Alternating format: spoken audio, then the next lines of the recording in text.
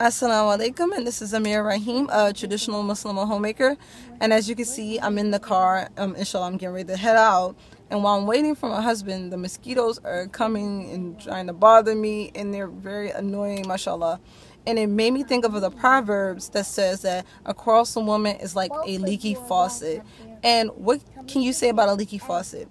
It's annoying. It drips, drips, drips. And we don't want to be that drip in our marriage. You say, I want, I need, you can't, you did, you aren't, you can't, you won't, you are, and being a constant drip, drip, drip, drip, drip.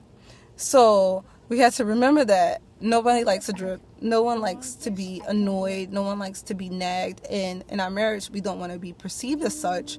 So a lot of times it's best to not complain and choose what we say wisely and choose when to say it and how to say it.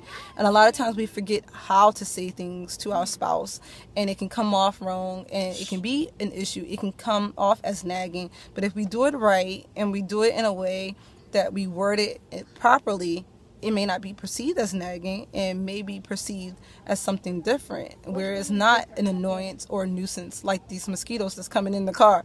So subhanAllah, that's today's message for today, is to not be an annoyance to our spouse or to anyone, and to remember to choose our words wisely and when to use them. Assalamu alaikum.